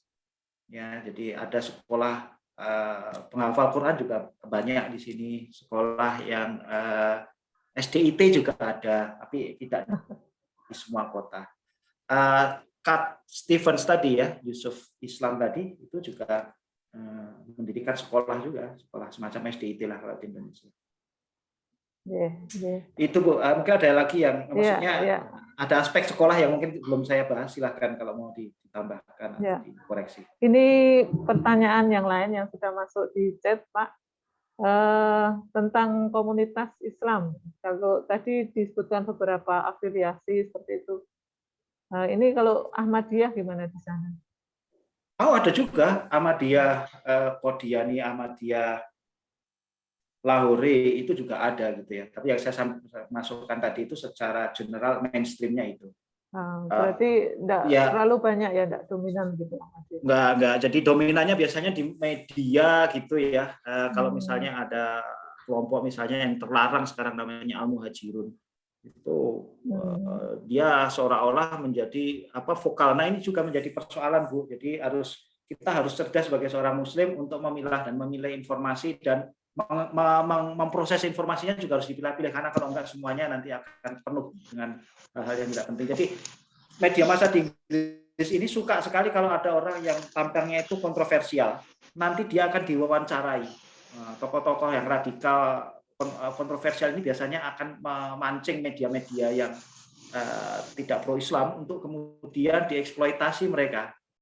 Nah, kemudian ditimbulkan kesan bahwa inilah wajah Islam yang sesungguhnya. Nah, orang-orang yang moderat, yang wasatiyah, yang cenderung Islamnya ya seperti kita lah ya, saya katakan seperti teman-teman di Indonesia, seperti sebagian besar Muslim di Inggris itu tidak mendapatkan porsi yang setara di media. Jadi ini juga yang menjadi PR ya, menjadi PR bagi kita. Jadi Ahmadiyah ada, Syiah juga ada, tapi nggak mainstreamnya yang saya sebutkan tadi. Selanjutnya ini Pak, tentang tokoh-tokoh organisasi yang tadi berkiprah sebagai tenaga kesehatan dan sebagainya, itu sebagian besar sepertinya dari ini ya, India, Pakistan, dan Bangladesh seperti itu. Kalau yang asli sendiri bagaimana? Ada juga, tetapi mungkin tidak sebanyak di Pakistan, Bangladesh ya Bu ya. Dan memang mungkin kalau tadi Dokter Faza atau siapa tadi itu yang memang karena berasal dari etnik yang sama, sehingga kemudian proses komunikasinya untuk meyakinkan warga yang anti terhadap vaksinasi tadi itu menjadi lebih efektif karena tahu kultur. Dokter yang Indonesia juga ada Bu yang aktif di pengajian, kapan-kapan saya sarankan diundang gitu ya. Budiah itu yang dokter Obskin ya Bu di London, itu mungkin bisa diundang jadi pembicara juga. Beliau pengalamannya banyak, sudah membuat buku juga untuk nanti mungkin buat ibu-ibu yang tertarik ini rekomendasi saja sekalian nanti kalau misalnya Ya, kita nanti seri bisa terkait. di nomor kontaknya. Iya, insya Allah. Ya. Terus kemudian ini ada salam dari Pak Rainer di Kupang. Oh iya ya, Pak Renner ini juga ya ini aktivis pengajian juga beliau ini Ya, Ustadz juga dulu di Masya kota Allah. tempat saya tinggal. Waalaikumsalam warahmatullahi wabarakatuh. Salam untuk Mas Alwi, Mas Aufa, Mas Ya, Ayas. Pak Renner. Ya, Kemudian Pak mohon Renner ini pengalamannya juga banyak. Jadi kapan-kapan kalau mau Oke. ditanya tentang Islam di Inggris, Pak Renner juga punya pengalaman banyak. Ini mohon info perkembangan Islam di Newcastle. Islam di Newcastle ya, ya semenjak Pak Renner pulang ini Pak sepi. Saya bercanda, mohon maaf. Bagus. Jadi sekarang masjid sudah ada. Bapak dan ibu-ibu yang belum mengenal Newcastle ya, di Newcastle ini masjid itu di mana-mana ditemui ya. Saya pernah tinggal di suatu tempat waktu itu Pak Renner masih di sana, di mana masjid itu dalam jarak 600 meter itu ada 6 masjid di sekitar rumah yang tempat saya tinggal. Jadi banyak sekali masjid. Jadi subuhan itu bisa safari, nanti subuhan di sana, sholat isya di tempat lain gitu ya. Cari kan jadwalnya juga kadang-kadang beda ya. Kalau zuhur nggak bisa ketinggalan di masjid A gitu ya, bisa pindah ke masjid yang lain, nanti jadwalnya beda. Sekarang alhamdulillah masjid yang utama ya. Jadi kalau masjid-masjid yang saya sebutkan tadi itu biasanya terkait dengan satu komunitas tertentu. Misalnya gini Bangladesh. Gitu. Ya kita boleh sholat kita. Sholatnya juga mengikuti Ahlus Sunnah wal Jamaah, jadi nggak ada masalah. Cuma bahasanya saja yang mereka bahasa pengantarnya sering pakai bahasa daerah mereka gitu ya. Ya tentu saja sama dengan orang Indonesia, kalau mendirikan masjid biasanya juga sesuai dengan mazhab Syafi'i kita, terus kemudian juga mungkin ritualnya juga sesuai dengan tempat mana kita berasal. Alhamdulillah sekarang ini ada satu masjid yang namanya Newcastle Central Mosque. Ini menarik karena Newcastle Central Mosque ini dulu dibangun juga atas kerjasama kita sebagai komunitas Indonesia turut berpartisipasi. Itu ada Mas Muhammad Rizky yang sekarang sudah balik ke Indonesia, beliau yang menggalang dana dan sebagainya. Di masjid di kota yang lain juga ada penggalangan masjid. Di London sekarang orang-orang Indonesia sedang mencoba untuk menggalang masjid gitu. Tapi balik lagi ke Newcastle, ya ini sekarang masjidnya sudah berdiri, tapi sudah bangunannya, atapnya sudah ada, tapi untuk interiornya belum Pak. Jadi alhamdulillah sekarang Newcastle relatif ya dakwahnya tidak berkurang ya, tidak berkurang, dan semoga makin tambah meriah gitu. Begitu mungkin dari Pak Renner. Kapan-kapan nanti kita sambung Pak Renner lebih detail. Salam buat juga keluarga Pak Renner. Alfi udah besar ya ini ya. Ya. Indah juga. Selanjutnya ya Pak, ini terkait dengan pandemi. Kalau tadi kan Ramadan itu kan mengumpulkan massa yang banyak. Bagaimana dengan kondisi sekarang? Ya, masa pandemi sama mirip dengan Indonesia, cuma karena di sini peraturan pemerintah itu lebih ketat. Jadi masjid-masjid itu harus menerapkan protokol kesehatan yang ketat ya. Karena kalau enggak, kalau di Indonesia saya nggak tahu, mungkin tidak ada ini ya, apa namanya, law enforcement ya. Jadi kalau di Indonesia di Inggris ternyata salah satu jamaah itu kemudian tidak mengikuti protokol kesehatan dan kemudian dari pihak masjid tidak bisa menunjukkan bahwa mereka sudah berupaya untuk menetapkan protokol kesehatan, maka bisa secara legal mereka bisa dituntut gitu. Jadi mereka biasanya ketat, bahkan kalau kita Jumatan itu kita harus booking dulu pakai Eventbrite gitu ya. Jadi Jumatannya yang biasanya 1 kloter ini buat jadi 4, 3 kloter begitu. Kemudian jaraknya diperlebar gitu ya. Terus apa namanya ya sanitasi dan sebagainya disediakan. Kemudian Ramadan ini sudah mulai karena kita sudah mulai dikendurkan itu restriksinya. Jadi ya Insya Allah nanti akan relatif lebih mudah karena Ramadan lampau kita tidak ada aktivitas di masjid sama sekali karena fully lockdown. Bahkan sholat Idul Fitri pun dilakukan di rumah masing-masing. Ya betul. Jadi tapi ada peluang dakwah itu tadi indahnya dakwah itu pada kondisi apapun selalu ada peluang untuk menghadirkan model dakwah yang baru. Jadi justru malah pemuda masjid itu memberikan itu tadi mengantarkan makanan-makanan yang dibutuhkan oleh mereka yang self isolate, oleh mereka yang apa namanya shielding. Kalau di sini ada istilah shielding, itu adalah orang-orang yang vulnerable, orang yang memiliki penyakit bawaan apa namanya komorbid itu ya. Terus kemudian mereka menjadi rentan terhadap COVID sehingga mereka harus stay di dalam rumah. Nah, ini biasanya masjid-masjid menggalang upaya untuk mengantarkan makanan. Bahkan kadang-kala kalau mereka nggak bisa belanja, dibelanjakan nanti ya. Jadi mungkin uangnya bisa dibayarkan belakangan, tapi intinya memberikan pelayanan. Jadi malah peluang yang bagus. Dan termasuk tadi yang ada di dalam ilustrasi saya, masjid-masjid digunakan sebagai tempat imunisasi. Jadi itu bagian dari dakwah juga. Jadi orang menjadi datang ke masjid, kemudian bahkan non muslim datang ke masjid, kemudian tanya, kemudian akhirnya dari situ siapa tahu hidayah itu masuk dari situ. Iya. Ya. Selanjutnya dari Bu Sita Puspitasari. Mohon info untuk penerimaan orang lokal kepada orang Islam atau mahasiswa Muslim secara pribadi. Penerimaan ada diskriminasi atau tidak di tempat umum? Iya Bu, kalau tanya ada tergantung. Tapi apakah nggak selalu, seberapa banyak, nggak banyak. Jadi tergantung kita mau mengambil. Pertama begini Bu, jadi kalau pertanyaan seperti ini tergantung di mana kita tinggal dan bagaimana siapa orang yang kita tinggal bersama itu ya, dengan siapa kita tinggal bersama di satu lingkungan itu. Terus yang kedua bagaimana kita berperilaku. Jadi ada banyak unsur. Unsur yang pertama itu adalah unsur lokasi. Ya kalau lokasinya di kalangan umat Islam, ya banyak orang Islam atau sudah cukup mix, ya biasanya nggak ada masalah. Tapi barangkali ada di daerah yang tertentu yang mereka belum paham dengan Islam dan mereka kebetulan di tempat tersebut itu memiliki image yang buruk terhadap Islam, ya biasanya mereka akan mendapatkan perlakuan yang kurang ramah begitu. Itu yang aspek yang kedua. Kemudian yang ya itu tadi ketiga aspek yang lain adalah diri kita sendiri, bagaimana kita menampilkan diri kita. Kalau kita terbuka, kalau kita ramah, chance bahwa kita akan mendapatkan perlakuan yang buruk itu juga akan rendah. Jadi bagaimana kita membawakannya gitu ya. Kalau ini saya mencoba, kita kan nggak biasa kalau dalam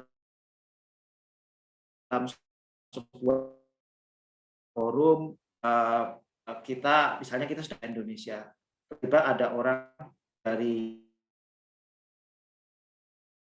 itu yang kemudian mereka menggunakan bahasa mereka sendiri dan suaranya juga. Jadi kalau kita pas bareng dengan teman-teman Indonesia jalan atau di bis begitu, ya kalau kita bicara pakai bahasa Indonesia jangan berlebihan lah. Maksudnya jangan sampai mengganggu orang lain. Kadang-kadang kan karena kita jumlahnya banyak gitu, enak ngobrol gitu ya pakai bahasa Indonesia gitu. Nah ini juga apalagi kalau kemudian kita teridentifikasi atau kita membawa simbol-simbol Islam, misalnya ada yang pakai jilbab, Kemudian kita juga orang Indonesia, biasanya yang laki pun tanpa pakai jilbab juga sudah bisa dipahami bahwa biasanya adalah orang Islam gitu. Nah, kemudian kalau kemudian perlakuan kita terhadap masyarakat sekitar kita kesan kurang peduli, ya bisa jadi itu memunculkan potensi itu. Tapi secara umum Inggris termasuk tempat, kalau menurut saya, tempat yang sangat toleran dibandingkan dengan negara yang lain. Saya pernah tinggal di Swedia, toleran juga Bu, tapi tidak seterbuka Inggris. Karena Inggris sudah terbuka. Dari sejak dulu orang berbeda keyakinan, berbeda negara, tinggal bersama itu sudah menjadi hal yang pemandangan sehari-hari. Jadi dari sisi itu kita harus respect dengan orang-orang Inggris ya, bahwa mereka itu bisa bersama-sama hidup tinggal satu tempat, dari satu lingkungan, satu rukun warga begitu, padahal mereka dari bangsa yang berbeda-beda. Ya, kalau kita tinggal di Indonesia, walaupun dari etnik yang berbeda-beda, tapi kan masih sama-sama orang Indonesia. Nah, ini kadang-kala kalau di Inggris, tetangga kita dari Polandia, tetangga belakang Pakistan, yang depan mungkin dari Nigeria begitu. Jadi mereka sudah terbiasa dengan perbedaan itu, dan ya ada beberapa tempat-tempat tertentu dan yang memang cenderung resis gitu ya. Biasanya mereka ini ya kurang kasih sayang dari kita kayaknya. Jadi kita perlu lebih dakwah lebih banyak kepada mereka, karena mereka juga manusia biasa. Kalau ternyata mereka tahu bahwa kita indahnya Islam, mereka akan berbeda. Karena selama ini mereka kan dididik oleh media yang memberikan kesan seolah-olah ya Islam itu seperti itu. Dan repotnya lagi, beberapa dari saudara-saudara kita mereinforce gitu ya, stigmatisasi yang sudah ada itu. Oh iya, memang benar itu, tetangga saya kemarin ketemu saya nggak pernah menyapa. Ya, jadi itu yang paling penting. Jadi kalau kita bertetangga, kiri kanan kita harus kita sapa, bahkan kalau perlu bertukar makanan. Kalau mereka butuh bantuan, kebetulan kiri kanan saya depan itu non Muslim, tapi kita hubungan baik, tukar makanan dan saling menyapa, ngaruh ke, bahkan kadang-kala hanya sekedar mengucapkan selamat pagi, hey, are you right, ya, what you today, itu sudah cukup bagus buat mereka. Itu ya.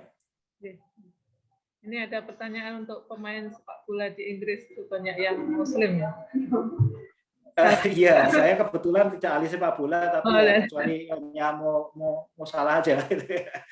Ya banyak yang, tapi pemain dari Inggris itu kan biasanya mereka bukan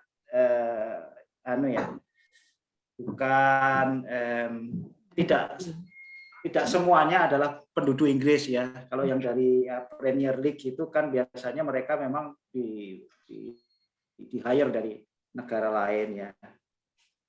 Salah itu masih warga negara Egypt ya. Nah, terus kemudian pemain-pemain banyak yang dari Muslim itu, yang di Newcastle juga banyak. Bahkan sering kadang-kala kita ketemu di masjid itu.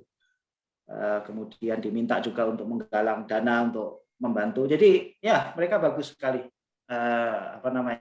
menciptakan image yang bagus. Kan bisa dikatakan dalam slogannya Liverpool itu intinya saya lupa detailnya, tapi mereka mau masuk Islam asal mau salah masukkan gol gitulah intinya. Jadi intinya ya berjuang dengan cara kita masing-masing. Kadang-kala tanpa harus dengan preaching, tanpa harus dengan menggunakan mimbar itu tadi, image yang terbangun itu lebih banyak dari itu, dari kebaikan-kebaikan yang kita sebar. Mau Farah juga begitu ya. Tadi dari Mbak Nadia yang baking itu roti. Kalau ini Pak, untuk traveling sendiri dari Indonesia ke Inggris seperti itu, kira-kira tiket dan sebagainya itu berapa? Ya, kalau sekarang ya tiket mahal karena Inggris menetapkan peraturan yang ketat untuk selama pandemi ini untuk mereka yang datang dari luar negeri, khususnya dari negara-negara yang masuk dari daftar merah. Indonesia nggak masuk, tapi kayak semacam Filipina itu masuk ya. Nah, itu atau Uni Emirat Arab, Qatar. Kalau kita naik pesawat lewat Qatar, lewat Uni Emirat Arab, maka diwajibkan harus karantina 10 hari dan atas biaya kita gitu, dan bayar di on top of biaya tiket, di luar biaya tiket kita harus 1.700 pon untuk ini ya, untuk karantina hotelnya sendiri. Tapi kalau dalam musim normal, semoga kita segera kembali normal, itu banyak sekali yang pilihannya murah juga banyak, tergantung seasonnya. Saya nggak tahu kalau dari Indonesia, tapi dari Indonesia itu lucunya memang agak lebih mahal kalau belinya dari Indonesia terus balik lagi ke Indonesia gitu. Jadi saya nggak tahu kenapa seperti itu, tapi intinya mungkin asal di luar peak ya, peak season itu ya Natal, libur Natal tahun baru, libur Paskah, terus kemudian waktu-waktu di mana waktu sekolah, waktu ajaran baru mulai, di mana student kemudian banyak yang traveling gitu ya. Tapi kalau sekitar bulan, saya nggak tahu persisnya, Oktober, November biasanya murah. Kemudian kalau sudah mulai Agustus sampai Agustus sampai September, akhir Agustus sampai September biasanya juga sudah murah karena orang-orang sudah mulai selesai liburan summernya. Harganya berapa ya? Macam-macam tuh Bu ya. Dari ada yang kalau dari sini sekitar tipikalnya 700 pon ya pulang pergi gitu. Ada banyak traveling agent juga dari, bukan banyak ya, tapi ada beberapa yang orang Indonesia juga pengelola travel untuk di UK juga ada. Itu mohon maaf kalau tips-tips ini biasanya lebih paham memang student yang suka sekali traveling. Jadi tapi insya Allah coba nanti kalau ada saya carikan linknya, saya kirimkan ke kalau. Ini ada lagi pertanyaan tentang makanan halal, bisa didapatkan dengan mudah atau? Iya, mudah sekali, sulit mencari makanan yang haram. Di tempat saya itu ada satu street yang namanya West Road, itu semua makanan, semua restoran tuh halal. Yang repot kalau nyari yang haram malah sulit. Ya, karena memang komunitas Muslim banyak di situ. Terus kemudian Birmingham itu ya gampang sekali itu untuk cari daging yang halal gitu. Dan ya yang saya suka dari ini karena ngomongnya traveling ya, saya sebetulnya juga nggak ahli traveling juga, tapi karena ini temanya traveling, ya Inggris itu enaknya karena juga memang tidak sehebat di Indonesia kalau masalah kulineri ya, tapi dibandingkan dengan negara Eropa, Inggris ini pilihan makanannya lebih banyak ya dibandingkan negara Eropa lainnya. Mungkin ada kaitannya dengan tingkat higienis restorannya juga kali ya. Di Inggris ini saya lihat kalau aturan di negara Eropa itu mungkin lebih ketat, jadi mereka biasanya restoran itu nggak banyak. Di Inggris ini ya banyak yang jual makanan agak standarnya, mungkin kalau untuk Eropa yang lain mungkin kurang gitu ya, tapi ya mungkin itu hikmahnya, jadi gampang dapat cari makanan gampang sekali. Dan karena perut kita perut Indonesia, ya mungkin karena bakterinya sudah cukup kuat, jadi kita nggak pernah ada masalah dengan ini. Tapi kalau balik ke Indonesia, kita butuh penyesuaian, biasanya 1 minggu dulu makanannya harus betul-betul bersih, baru kemudian yang makan pinggir jalan itu bisa. Tapi intinya nggak pernah ada masalah sih, terus terang kalau saya. Ya. Kalau ini untuk haji gitu bisa lebih mudah dari Inggris? Ya, jauh lebih mudah, Cuma persoalannya kalau haji harus visanya harus di atas 6 bulan. Jadi kalau visa turis kan nggak bisa. Karena pertama kuotanya kita kan selalu di bawah kuota. Jadi kuota kalau di Arab Saudi kan berdasarkan jumlah penduduk ya, bukan penduduk Muslim, tapi hitungannya berdasarkan jumlah penduduk per 1000 atau berapa ya. Nah, karena kuotanya selalu bisa terpenuhi, dan biasanya kalau student di sini menyempatkan untuk bisa menunaikan haji karena memang lebih, ya mungkin sedikit lebih murah, tapi yang jelas lebih cepat juga. Lebih cepat waktunya. Saya pernah ngambil untuk haji itu hanya 10 hari. Tapi memang minimalis sekali, kalau yang nggak punya waktu itu minimal untuk ini menggugurkan kewajiban itu bisa biasanya dokter-dokter, jadi yang apa namanya sibuk sekali, nggak bisa ambil cuti terlalu lama karena ada pada waktu musim haji itu biasanya mereka ngambil paket yang sangat singkat. Iya, haji banyak Indonesia jadi dan dari orang Indonesia dari UK.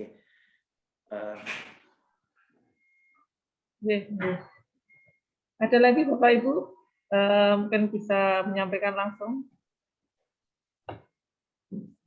Ada Bu Dr. Lucy kayaknya tadi ya. Saya udah lama di Inggris juga. Iya, harusnya Bu Lucy ini yang jadi narasumber ya. Lama juga. Ada lagi kalau sudah kita cukupkan karena sudah jam 9.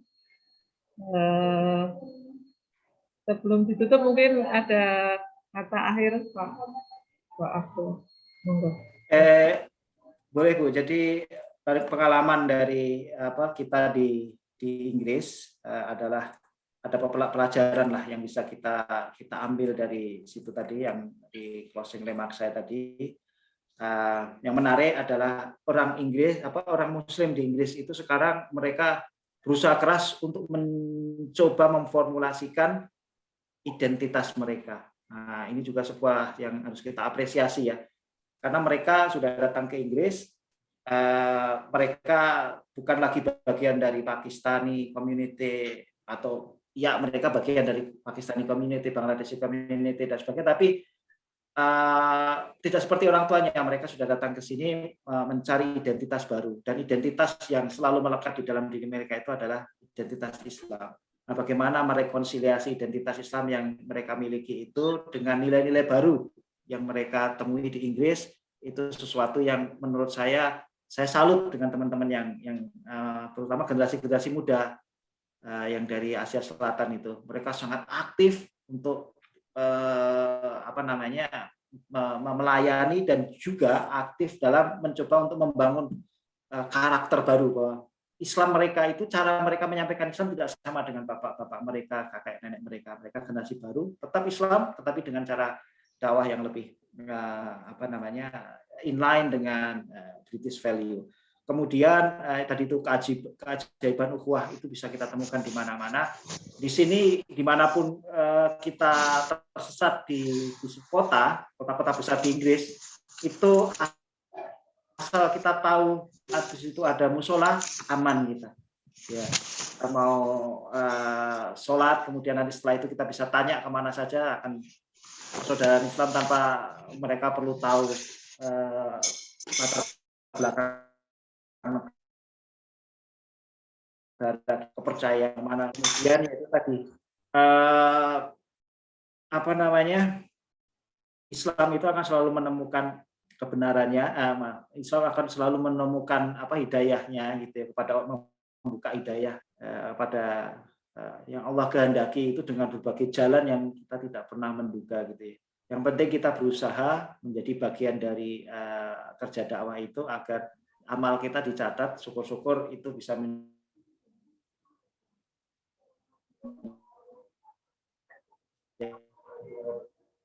jadi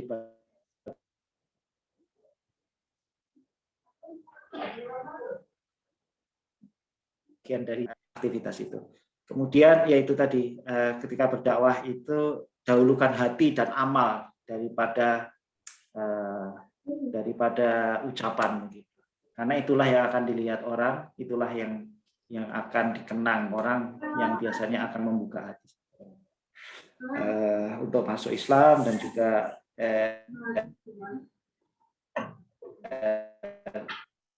untuk menjadi. Jadi siapa yang dia ada rencana untuk Inggris, silakan mungkin nanti bisa kontak saya atau orang-orang Indonesia yang tinggal di sini, insya Allah akan dengan senang hati untuk membantu. Terima kasih, itu Bu. Ya, Masya Allah. Jazakumullah khairan katsiran Pak Afram ya. Tadi poin-poin yang disampaikan terakhir itu bisa menjadi inspirasi bagi kita semua di Indonesia, dan subhanallah bisa bertahan dengan tetap menunjukkan identitas keislaman gitu ya di negara yang minoritas. Kalau kita di sini itu mungkin wajar ya, tapi kalau di negara yang minoritas itu tetap dalam kondisi keislaman dan kemudian malah mendakwahkan Islam itu luar biasa. Ide-ide kreatif semoga bisa menjadi inspirasi bagi kita untuk kita terapkan di sini. Tadi juga banyak generasi muda ya yang menampilkan dakwah-dakwah dengan cara yang baru. Nah, kita bisa mencoba. Terima kasih sekali Jazakumullah khairan katsira Pak Abram yang telah meluangkan waktu untuk bersama kami di forum Muslim Virtual Traveling, dan memang kami tidak sekedar traveling tapi bagaimana bisa mengambil hikmah dari sejarah dan juga dari masyarakat setempat. Ini kami sampaikan perjalanan dari virtual traveling kita ya, dari pertama ini kami ke Makkah, Madinah, Al-Aqsa dan Mesir. Ya, kemudian juga ke Mesir, kemudian ini seri 2 ya.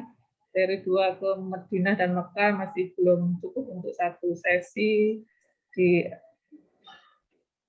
Al-Aqsa juga demikian, kita 2 kali, kemudian di Gaza, di Turki, di Oman ini ada Mbak Ade ya, KT 92. Ya. Dan sekarang di Inggris. Terima kasih sekali. Kemudian sebagai bentuk apa ya, komitmen kita bahwa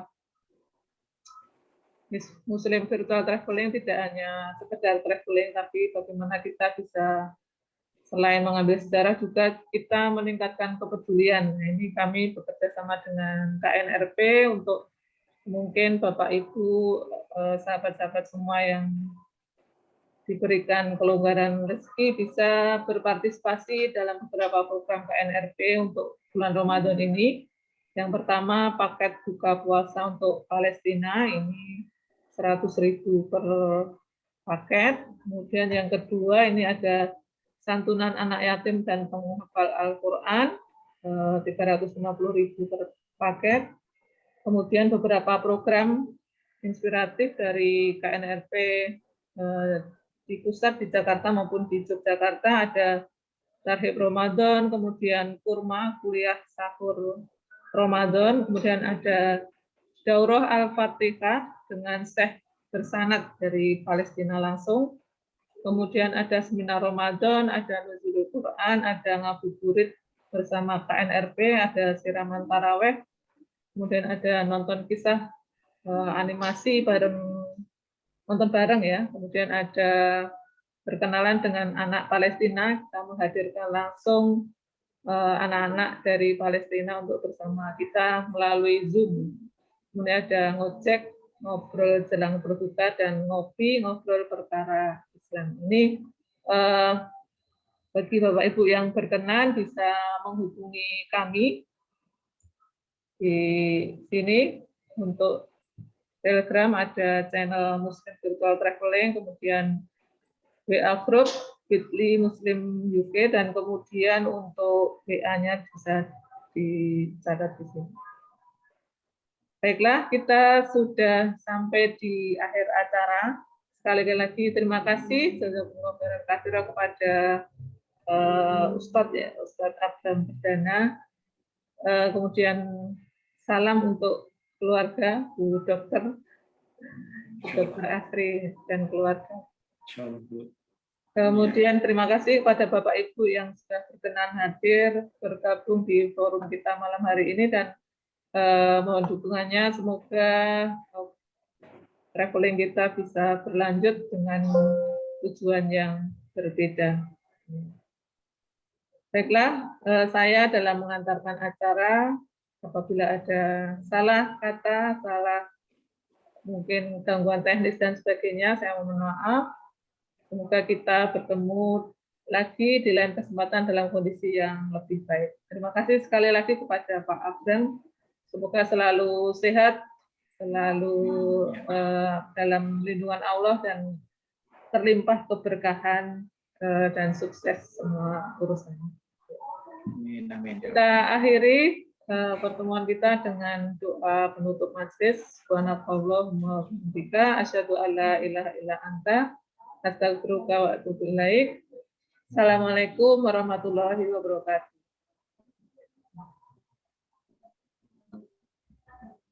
Warahmatullahi wabarakatuh. Terima kasih. Terima kasih semuanya. Terima kasih Pak Semuanya. Jazakallahu khairan. Fitri. Assalamualaikum.